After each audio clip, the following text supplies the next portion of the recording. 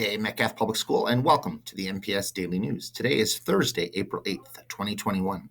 Bonjour Metcalfe et bienvenue aux nouvelles MPS. Aujourd'hui, c'est jeudi le 8 avril 2021. The news for today, les nouvelles pour aujourd'hui. Continuing with our work around the third path and belonging, avoiding that relationship overdraft. Don't become defensive. Now, the example that I'm going to use is between a teacher and a student, but it can be student to student, it can be adult to adult. For educators, defensiveness occurs most often when they are feeling attacked or feeling strongly challenged or verbally berated by a student or a group of students. You know, teachers, we have feelings too, and those kind of situations impact us. A student may be unhappy with a grade, feel that the amount of work assigned is unfair, or want to challenge an imposed consequence. These and other student behaviors are often experienced as attacks on the educator's authority, professionalism, or even personality, and it can be very difficult to respond in a defensive manner. Very difficult not to respond in a defensive manner. The problem with defensiveness is that it often triggers a cycle of retaliation. The student attacks. Need some of my water. The student attacks. The educator defends and attacks back. The student either defends and attacks or retreats. In either case, a large withdrawal from that emotional bank account is created. We as humans, this is human nature, that when we feel attacked, sometimes we feel that need, that desire to defend. Sometimes it's knowing where the initial feeling of attack is coming from. And it takes a really strong person to not become defensive. Why don't you talk about that with your class? Today, I'm going to introduce you to Portia White. Portia White is from Nova Scotia, and she was the first Black Canadian singer to become an international star in the 1930s and 40s, a time when Black women experienced significant barriers in their personal and professional lives. The classical singer traveled the world before switching to teaching, where she worked with students, including singer Robert Goulet and actress Dinah Christie. We're going to also take a look here at autism. And here's a little video to share just about why are we marking World Autism Awareness Month, and a little bit more about people with autism.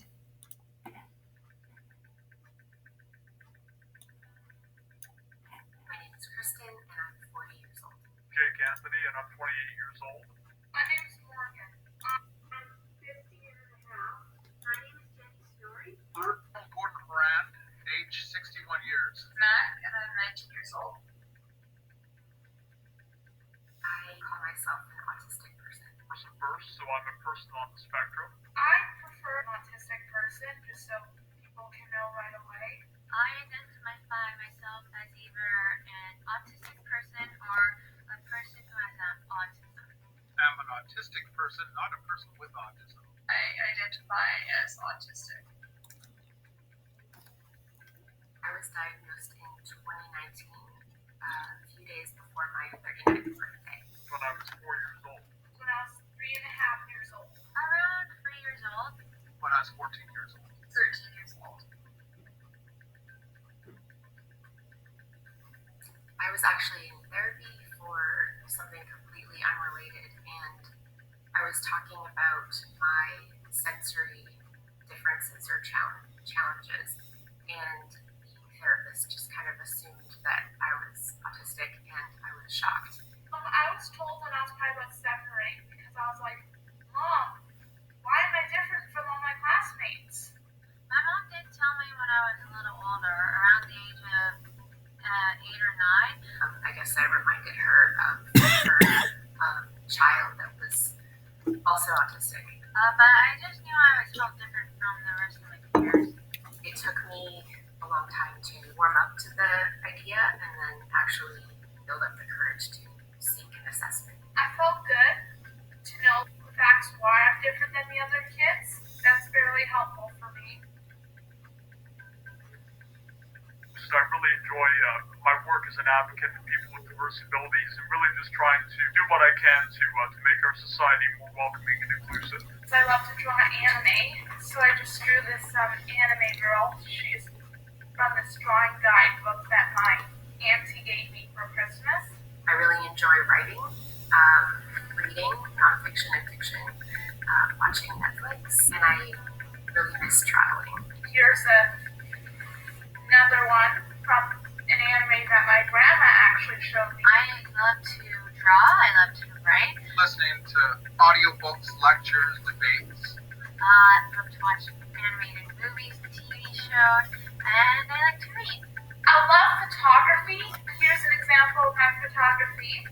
I've got 4 dogs, and I like spending time with them. I really enjoy band and playing my trombone and Lego photography.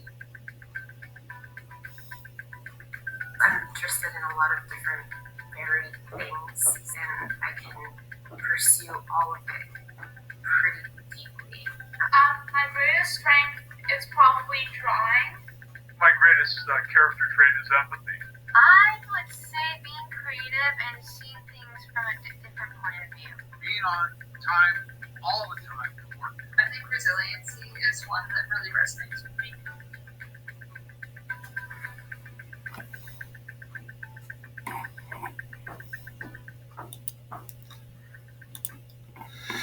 Thank you, and I hope that gave you a little bit of a deeper understanding of the fact that autism is a spectrum, and that people are all very different. Just like you and I, we're all very different. But the uniqueness sometimes that comes out when somebody is on the autism spectrum is quite remarkable.